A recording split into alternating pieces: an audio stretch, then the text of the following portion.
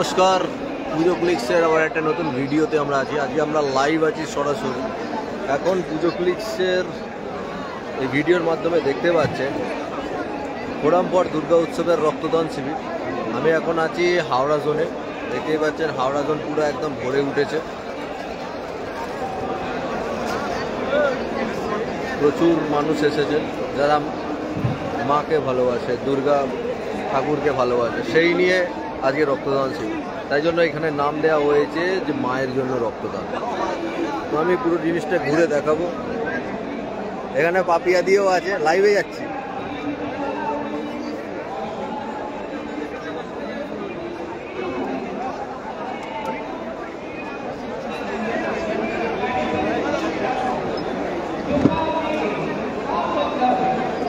হচ্ছে বেহালা জোন।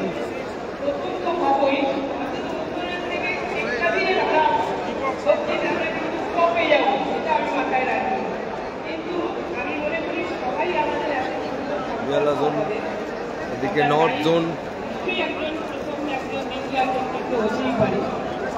কিন্তু দাবি থাকবে এবারে আপনার নিয়মটা একটু পাল্টে ফেলে আপনার পুজোটা জোন ওয়াইজ বিচার করেন, সেই জন্য এই জোনগুলো রেখেছেন। এটাকে মিলিয়ে দিন, অর্থাৎ উত্তর একদিকে দক্ষিণ একদিকে।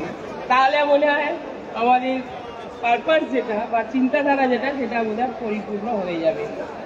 তাই আমি সকলকে এখানে যারা রক্ত দিচ্ছেন তাদেরকে আমি ধন্যবাদ জানাই, কারণ এই গরমকালে রক্ত সংগ্রহটা খুব দরকার আছে।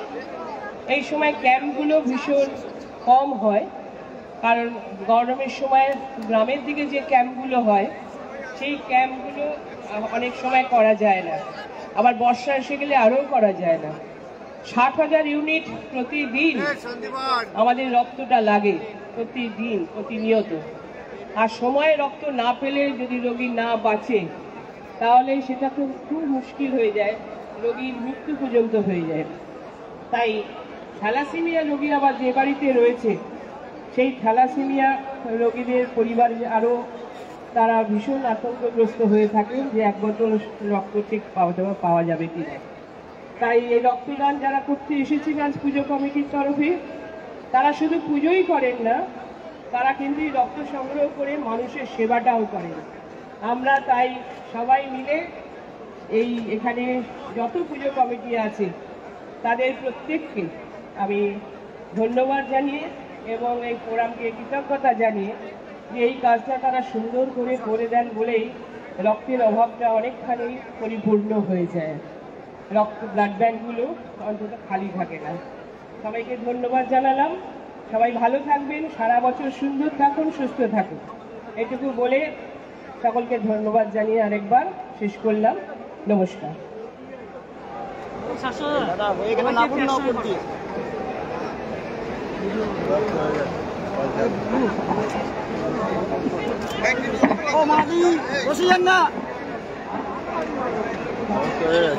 আমরা অত্যন্ত আনন্দের সাথে জানাচ্ছি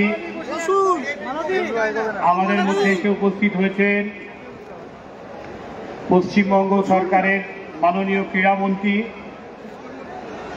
এবং আমাদের সকলের প্রিয়। শুধু একটা কথা বলতে চাই, ওনার নামের আগে প্রতিবারই বলি, সেই কথাটা আবার বলছি। দুটো কথা।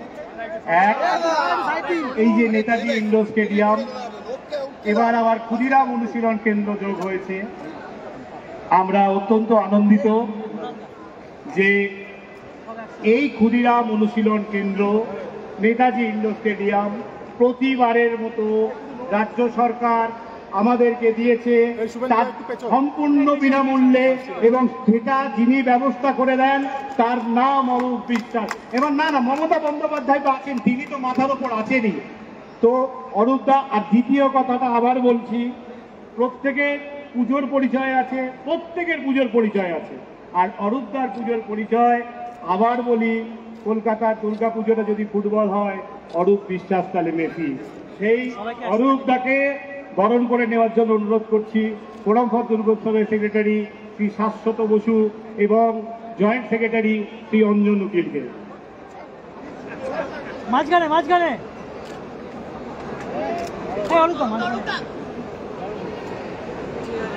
দাদা সবাইকে ডেকে নিন, এই সবাইকে ডেকে নাও না। অরূপদাকে বরণ করে নেওয়া হচ্ছে মালাদি একটু এসো না, দেবাশিস দা। কুণাল দা, কুণাল দা একটু এবং এসো। আমাদের মধ্যে আরো দুজন মানুষ এসে উপস্থিত হয়েছেন, অত্যন্ত গুণী মানুষ। পরিচয় রামমোহন সম্মেলনী, আবার পুজোর পরিচয় কুণাল ঘোষ। আর আরেকজনকে নতুন করে পরিচয় দেওয়ার কোনো অবকাশ নেই, আমাদের সকলের প্রিয় মোহনবাগান ক্লাবের মাননীয় শ্রী দেবাশিস দত্ত। তো দুজনকেই, সঞ্জয় মজুমদারকে একটু মঞ্চে ডাকছি।